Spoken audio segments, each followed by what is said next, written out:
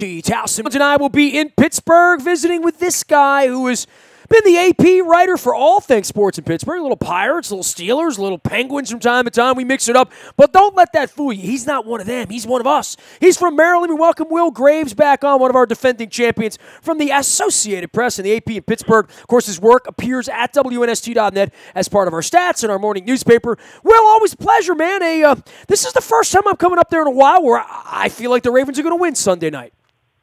And I think if you watch videotape of the Steelers defense, you probably should feel that way. I mean, it's sort of a weird, it's just sort of a weird vibe around this team right now. And this is a weird time of year for these guys to be playing. I think they almost should save both these meetings for the second half of the year. Mike Tomlin talks about AFC North football, but when you look at the way both teams are playing, the Ravens on offense, the Steelers on offense, the Steelers on defense, I don't think this isn't going to be 13-6. I mean, this is going to be 35-30, last team with the ball wins, which has become the norm in this series if you look at it in the last couple of years. Well, I think if you look at the series in the last couple of years, it doesn't matter what the score is. It's close, close, close. There's scoring. There's weird stuff. There's field goals. There's sacks. There's Roethlisberger breaking free from something. I mean, all of these games have 6 to 8 plays that become memorable, literally. Yeah, I mean, and, think about, to the Immaculate Extension a couple of years ago, to the game here last year where, Antonio Brown was incredible that whole game, especially late, and the Steelers go down and win it. Again, that was sort of symbolic of the Steelers season in the sense that, they won 13 games last year, but I wouldn't say they were really dominant outside of a handful of times. Well, that sort of gets lost in the sauce when you look back at it, and people think, oh, they won 13 years ago. And I'm like, they were 13-3, but they didn't really kill anybody. And I think you're seeing sort of the snowball effect of what started last year where, they lose Shazier and the 8 games they've played since he has not been available. I mean, they're giving up 30-some points a game. And I think it's just they're in a weird spot. And the Le'Veon Bell stuff has not helped things. I think there's a weird vibe in the locker room. It's a very unusual situation, and to be honest with you, I think it's poisoned the well. I just have a hard time seeing the Steelers having anything close to a, quote, good season with that until that situation is resolved. And to be honest with you, I don't know if that means he just stays away all year. Some team is stupid enough to trade for him, or he comes in and they sing Kumbaya, which seems more unlikely as the days pass. Yeah, well, I'm wondering what the end of this is, and I'm wondering, I told Ed Bouchette this earlier because I was following him that afternoon when all hell broke loose with the linemen. And this is a couple days before the season starts, and linemen calling out a running, I think you're shocked by that. You do this for a living. I do this for a living. I haven't heard much of that in a National Football League environment, but this is a unique holdout with unique circumstances only because it's Le'Veon Bell. I don't think anybody else would have already cost themselves $2.5 million in pay. He's getting bad advice. He's getting really bad advice, and I think, and that's you've been in the Ravens locker room long enough. I think the offensive linemen are as close to sort of normal people as you're going to find in an NFL locker room, right? I mean, they're the most salt of the earth guys. Well, think about the guys that were calling Le'Veon out. I think everybody understood that if he stayed away from camp, it's a business decision. He doesn't want to get hurt, in some stupid drill in July. Everybody sort of understood that, and they all sort of thought that he was going to show up when the season started. But now, look, you've got 3 of the guys on the offensive line are either in their 30s or going to turn 30. One of them, Ramon Foster, is in a contract year. They're very, very aware that the window for this group is closing quickly. Le'Veon, a very important part of that group.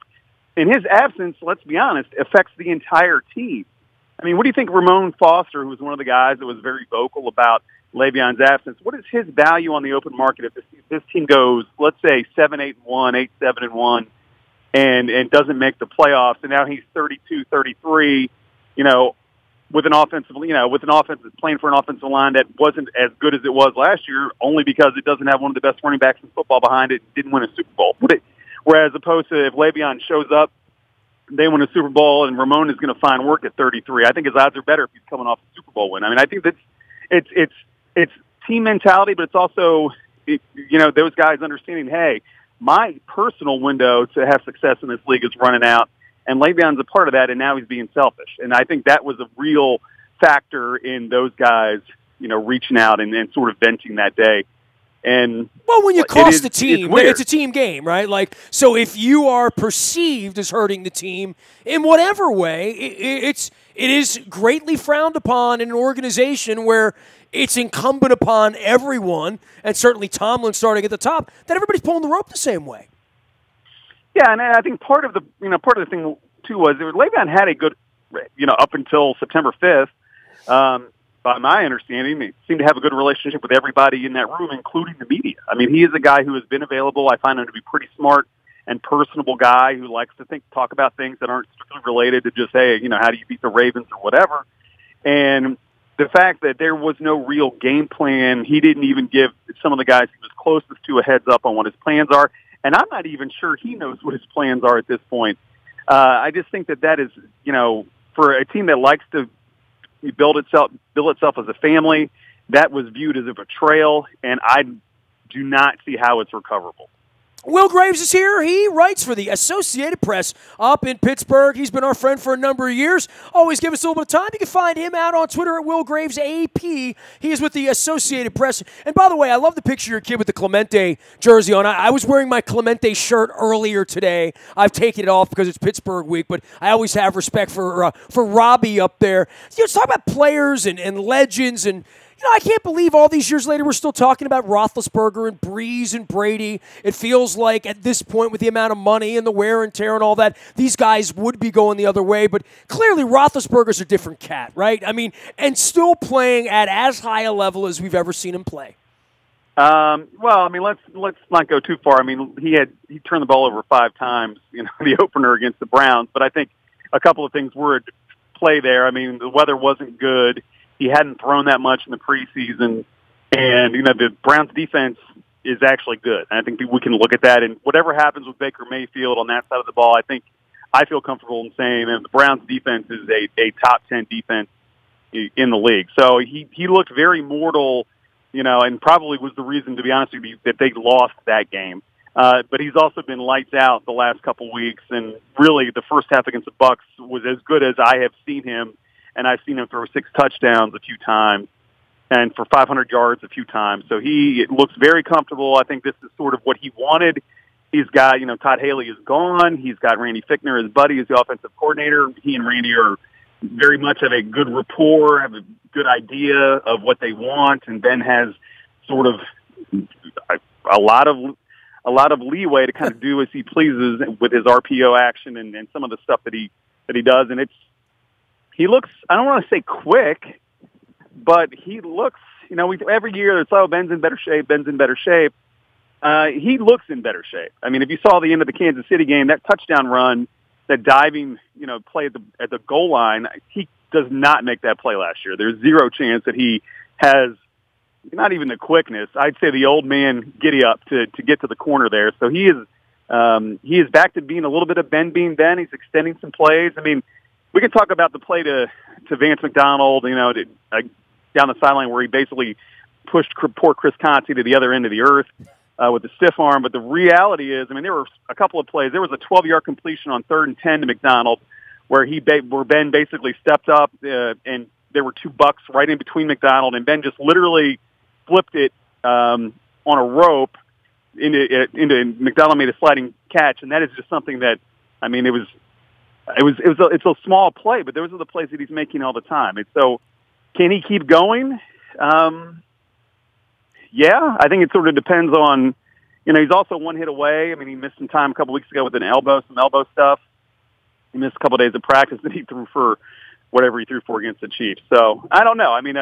He looks as good on a week-to-week basis, but he's still available for the occasional clunker. But I think that one's probably not coming this week against the Ravens if the Steelers want to be competitive at least. Will Graves is our guest. He is with the Associated Press in Pittsburgh. All of our WNST coverage brought to you by our friends at King Discount Liquors. Lottery beer, booze, and the best prices in Baltimore. I'm in the commercials, so check them out with Johnny Bev and the King All-Stars. Also brought to you by Friedmont Mortgage. Don't make a 30-year mistake by choosing the wrong lender. You need the right lender. That's Friedmont Mortgage. And our friend Carl Delmont. By the way, next Wednesday night, we're back out to swabbing after the Pittsburgh game will be at Buffalo Wild Wings in Bel Air. Going to be bringing out new wide receiver Willie Snead as well as tight end Nick Boyle for the Blue Hens out there as well. We hope to see you at Buffalo Wild Wings in Bel Air on Wednesday night as we swab for the Bone Marrow Registry. All brought to you by Freedmont Mortgage. We talk about Le'Veon Bell not being there in the running game and the significance of that. Connor is a great story, right? Grew up in the building next door, has battled in a lot of ways. He's a little bit of a champion of the Pittsburgh people. Then they draft him. Now he's getting the ball, and I don't know that it was meant to be this way. Obviously, they had $14.5 million into Le'Veon Bell, but in this particular case, there is this kid running the football who's doing a pretty decent job and is also a little bit of a local hero, right? Yeah, I mean, certainly. I mean, James was an outstanding player at Pitt, and obviously, when you become a cancer survivor, I mean, he gets diagnosed. He was supposed to, his 2015 was supposed to be his breakout year, and he ends up, spraining his MCL the first week, and then 2 months later gets diagnosed with lymphoma, goes through a very public battle with that. I mean, I was at their pro day in 2016, and he's standing there, and he's got he's undergoing treatment, right? So his white blood cell count is destroyed. He's got the mask on, watching his teammates, trying to encourage them, and then he goes and gets on a treadmill and basically runs his brains out for 10 minutes. And as a cancer survivor myself, I mean, trust me, the respect level for what James has done is off the charts. And the flip side is he's become a really good football player. The Steelers have asked him to do some of the stuff that they've asked Le'Veon to do, and James was a guy that never caught the ball in college. I mean, they basically, Pitt would line him up in the eye and he'd go run people over. That's not happening here. He's comfortable lining up in the slot. He had a catch against the Chiefs that was out of bounds. It was as good as any catch I've seen Antonio Brown make in the last couple of years, which is saying something. He loves to be in pass protection. He's a good running back. I mean, he's not as patient as Le'Veon. He's not as big as Le'Veon. He's not quite the workhorse that Le'Veon is in terms of being consistently effective in terms of wearing down defenses, but he is good. The difference is he a guy that's good enough to separate the Steelers from the rest of the pack? And not yet. Le'Veon is, or was at least, when we last saw him on a football field. But James has been a pretty, if you're to pay, he's making $1.5 million? Less than that, I think. You're not getting that drop off. I mean, if you're paying, Le'Veon $14.5 and you're paying James $1 million, James, you're getting more value with James Conner. The difference, though, is are you getting that difference maker that Le'Veon is? And James is not quite that part at that point in his career yet. You mentioned the B slap on McDonald the other night, and I thought that was illegal, man. I didn't think you could, literally stiff arm a guy's helmet. You know what I mean? I just thought hand to helmet. When I watched it, I'm just like, is that illegal? I mean, it's one thing to stiff arm, throw a guy down, doing all that with your arm, but I just thought it was kind of a strange play because you never see it. Well, I mean, I think that's the thing. It's you never see it. Le'Veon had one last year on Dre Kirkpatrick of the Bengals that was of a very much of the same vein, where he basically got him on the side of the helmet and shoved him into the ground. I think when you get the face mask involved, it can become a penalty. But I think that is just a football play, and considering everything that is a penalty in the NFL these days, and they didn't throw a flag on that one, I'm going to assume that it's okay. Well, my buddy Tomlin's bitching about how bad the games are, right? He's pointed out that there's too many penalties in the game already, right? Well, I think that's across the board. The Steelers, although happen to be the most penalized team in the league by a lot at this point, they have 37. I think the next closest team has 28.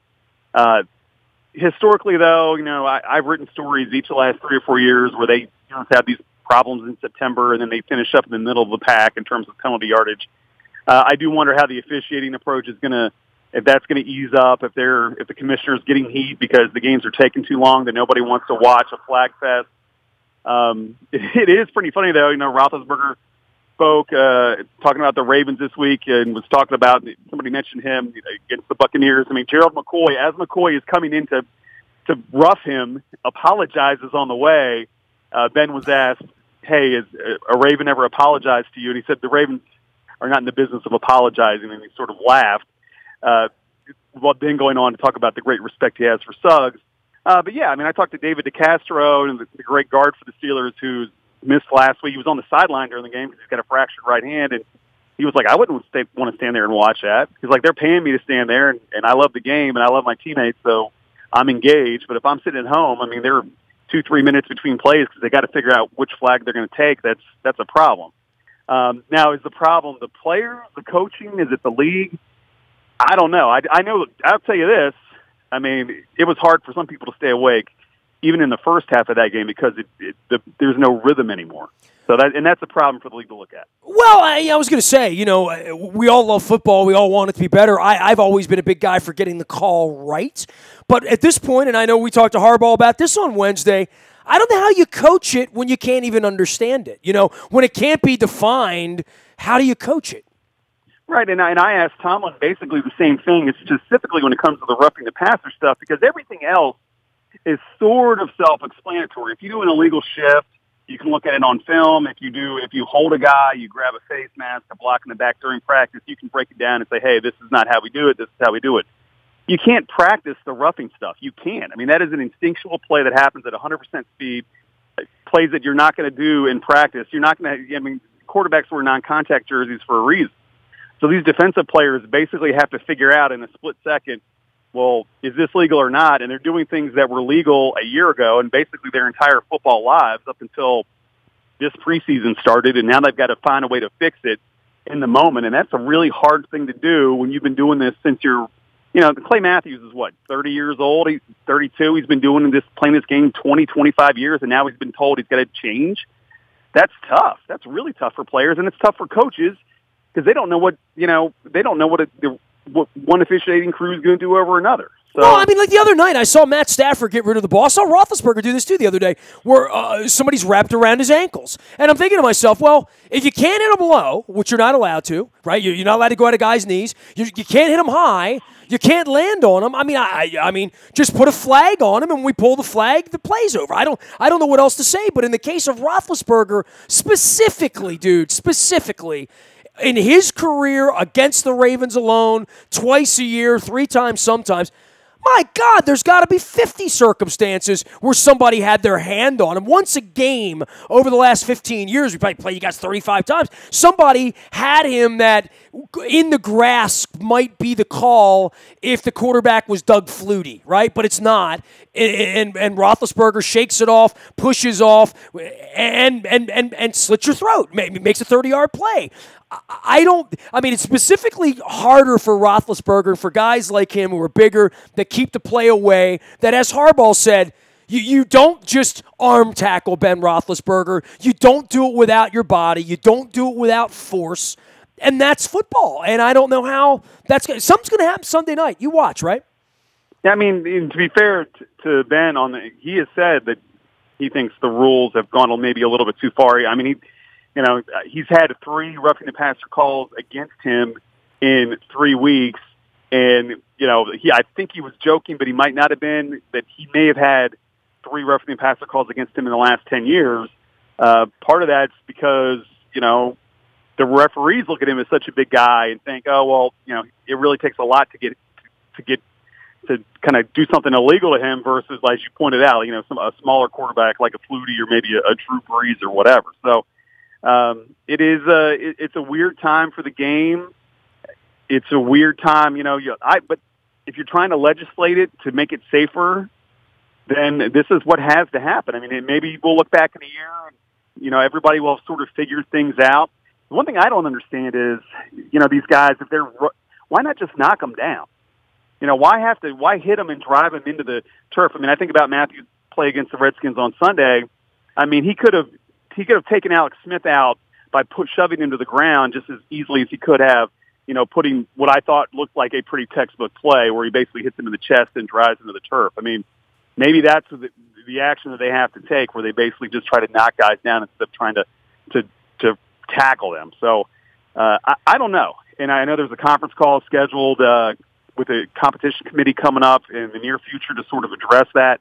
And, maybe it's like, and I've drawn this analogy a lot. Maybe it's like, every year college basketball season starts and there's a point of emphasis, and whether it's, carrying the ball or moving screens or contact away from the basket. And you watch these crappy non-conference games where Maryland's playing, UMBC, and the games take 2 hours and 45 minutes because there's 57 fouls called because they're calling everything. And then when Maryland plays, Michigan State, there's brawls in the lane and they're not calling anything. So, maybe that's where we're at. I mean, maybe there's going to be a lot early to try to draw attention to it, and then as sort of the season goes on, the overemphasis on it will go away, and it'll look a little bit more like normal football.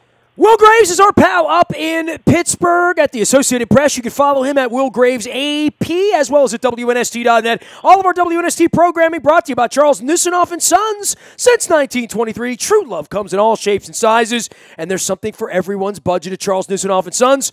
At 695 at Perring Parkway, just outside the Beltway. You can see them from the highway. They say, let's grow old together. Also brought to you by our friends at Strategic Factory, one of our new sponsors, locally owned and operated right here in Owings Mills. You can count on them as a complete partner for branding, marketing, and communications. I'm going to be telling you more about it. You may see them at the Ravens games. Strategic Factory needs to be your new partner in branding, marketing, and communications. Will, for you with the defense and with Shazier, I would say the Shazier thing was very, very earth-shattering to the franchise in a lot of ways, in the way, the emotions that are involved. But then, how do you replace that guy? And I think that the franchise is still sort of reeling from that in the same way that if something, God forbid, would have happened to Ray Lewis back in 2002 or 3, or any key player in any franchise. He was a special player. I know a special person on top of that. And replacing that for the defense, and you pointed out, they've had trouble drafting guys in the secondary there as well. And just in general, we're expecting the defense to be a notch less than it used to be. Yeah, I mean, replacing Ryan's talents, if we're going to talk from a strict football standpoint, let alone what a decent and good human being he is. And I don't say that lightly because I'm not one of those guys that walks around saying, oh, he's a great guy, he's a great guy. Let's be honest, they're all not great guys. Ryan Shazier, legitimately a great guy. And as a hell of a football player, and was really sort of coming into his own, was on his way. I mean, he made the Pro Bowl last year. I think he was in the mix of being All-Pro before he got hurt. But they went in the offseason, everybody, including myself, Ed Bouchette, I mean, everybody that covers the team, they need an inside linebacker. And, they had guys that they had circled in the draft. When their pick came up and all those guys were gone, they weren't going to reach and take somebody that they viewed as a second or a third rounder just to make them a first-round pick so they could say they addressed inside linebackers. So what they end up doing? They get John Bostic off, on the cheap, basically, if you can call $2 million a year cheap, which I guess that qualifies by today's NFL standards. You get him and you make him the inside linebacker next to Vince Williams. And Bostic's okay. I mean, I'm not going to say he's terrible, but he can't drop into coverage. He's not a 4-4 guy like Shazier was. He's not a guy that makes a couple of oh my gosh, did you see that kind of plays during a game as Shea did? And then they've done this other thing where they basically have, bailed on a base defense. I mean, technically they still play the 3-4, but I mean, they're playing 5 and 6 D-backs on just about every down. And so they have guys like their rookie Terrell Edmonds, who I think might be pretty good. I mean, he's a safety, and they basically will put him in the box sometimes. Well, I mean, that's them getting fancy and saying, well, we're going to be versatile and we're going to find different ways to replace Shazier. But the problem is, there's nobody like him. They don't have anybody like him on the roster defensively. And I think that teams have, exposed not only, that loss, but the fact that, as you pointed out, I mean, their secondary, the guys have regressed. Artie Burns, who I thought had a pretty good rookie year and was not great last year. You thought, oh, well, this is a bounce-back year, third year in the league, and now he's sort of the veteran guy in the room with Joe Hayden and a decent kid, and it just hasn't happened. I mean, it looks like Mike Evans was toying with him at times in the Monday night game. And now you got the Ravens come in that have three new guys, all of which looks like they can make plays. And you just sort of, if Flacco doesn't throw for, 275 and 2 to 3 touchdowns, then something's wrong with the game plan. Will Graves talking all sorts of positive things about the Baltimore Ravens. Of course, you can find him at the Associated Press. Last thing for you, Mike Tomlin, where does he sit in all this, man? What do you mean? Well, just in general, if this team is 5-11 or 6-10, if things go wrong, if Le'Veon Bell doesn't come through, if the defense stinks all year long, I mean, there's a lot of possibilities here, and one of them probably isn't that they're going to win 13 this year. No, I would say that. I mean, I don't think that they're a 13-win team. I think best case for them is the defense, and the offense sort of does what they did last year with Le'Veon. I mean, their defense wasn't lights out last year. It had a lot of sacks, but when you play the Browns twice, any team's going to have a lot of sacks, right? So They relied a lot on Le'Veon, and during that 8-game winning streak, they got them going, right? Well, I see that's their best case going forward is to have Connor in the running game, control the ball 30 to 34 minutes a game, try to keep the defense off the field, and win games that way. That's their best path to 10 wins, if you ask me. I don't think they can go winning every game 30 to 27 as they did on Monday night. That being said, for Mike Tomlin's, is he on the hot seat or whatever? This is the Rooneys we're talking about, and a guy that's coming off 4 straight playoff appearances. That is one of seven coaches to win 100 games in his first 10 years on the job. Well, he'd be out of work about 2 minutes, kind of like Harbaugh, right? Both of these guys, right. There's sharks in the fan base that want both of these guys gone. Harbaugh had made the playoffs 4 to 5 years. It's been a long time around here. Right, and I would view, if the Steelers, if Roethlisberger's career ends and they don't get back to another Super Bowl during that time, I will certainly view it as, a missed opportunity. But part of that is, as a lot of people in the AFC can probably say, when you've got Brady and Belichick kind of doing their thing, it limits the number of legit shots that you've had. That being said, I also don't see Mike being in any way, shape, or form trouble with the Rooneys. Although I could foresee a situation where if he was just sort of tired of it, sometimes things run their course and a coach just sort of moves on. I could see him saying, you know what, I'm gonna bail and go do something else for a year and then get back into coaching. He'd be great on TV, by the way. He'd be ridiculous. Oh, he'd be ridiculously great on, especially if you were honest. And he's also way too prideful. He's a couple years older than I am. He's still got his boys are still in school. He very much is committed to this thing, as he likes to say. And the Rooneys are committed to him. And look, I look at it, Pittsburgh thinks it exists in some vacuum, that it can be 2018 everywhere else, but here it's got to be 1977. Okay, and where you got to win a Super Bowl, the defense has got to be the steel curtain, and the offense has got to have all these Hall of Famers, catching balls all over the place. And, what's happening with the Steelers is not like an outlier in the league. There's going to be a lot of 34-30 games this year.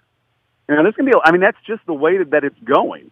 And teams aren't supposed to go 15 years without losing seasons. It's not supposed to happen. It's happened in Pittsburgh.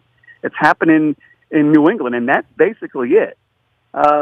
So if there is a market correction this year, if they fall back to earth because of various things, then, I think part of that we can blame it on coaching, but part of it's just the nature of the league. Nobody's supposed to win 13 games every year. The flip side of that is you could point to some decisions like enabling Antonio Brown to stay in an RV, well, not an RV, a bus, a Madden-like cruiser at training camp that's sponsored by Nike, while his teammates are in a dorm room, as sort of enabling a guy maybe a little bit too much. Or when that same player threatens to break the jaw of a reporter that wrote something that Antonio didn't like, when asked, what do you think about that, sort of declining to comment, which has happened a couple of weeks ago. There are things that, he has Keith Pouncey had a great quote about him when they did the story on Mike a couple of years ago. He treats everybody equally, but not everybody the same. And what Pouncey was getting at was, that Mike is smart enough to know that there are different rules for different players because, Antonio Brown is a special player. So if there are things they have to do to accommodate him, Mike is willing to a certain extent do that to keep Antonio happy because Antonio does do so much for the team when he's on the field. That being said, things can kind of get away. We talked all camp about, hey, no distractions. Guess what? I spent the first month of the season talking about Le'Veon Bell and Antonio Brown. Well, there you have it. As long as he's not Facebook Living after the game on Sunday night, right? Well, always great to catch up with you, man, and I hope the family's doing well. Hope to see you up there, as I always say, with Mr. Rooney's Cookies on Sunday night, and it's very, very familiar. As long as you guys aren't wearing the Bumblebees uniform this time, we'll be wearing our whites, and I'm sure it'll be a great, great slobber knocker on Sunday night in Pittsburgh. Yeah, it should be good. I think it's more important for the Steelers than the Ravens, but I just think the Ravens have sort of kind of figured things out and are that team in the division that kind of gets it together. Oh, I hope you're right. We'll see you on Sunday, Will. See you, man. Not often I get the Pittsburgh writers to say, hey, this is the Ravens year. Well, all right, well, that's good. We'll take it. Luke and I will be at the Confluence on Sunday night. Anything between now and then or even after you can find in the buyatoyota.com audio vault 24 hours a day from anywhere in the world on your mobile device by downloading the TuneIn Radio app. We do come in crystal clear from anywhere in the world. Reminder, Wednesday night, we're going to be at Buffalo Wild Wings in Bel Air with Nick Boyle. Tight end, as well as wide receiver Willie Snead, who you heard earlier here and is in the buyatoyota.com audio vault. All brought to you by Freedmont Mortgage. Will be swabbing for There Goes My Hero and the Bone Marrow Registry. Buffalo Wild Wings at the festival in Bel Air. We've been there before. If you're in Harford County, come on out, say hello to some football players, and get swabbed for the Bone Marrow Registry. I am Nestor. We are WNST.net, AM 1570, and WNST, Towson, Baltimore, and we never stop talking Baltimore sports.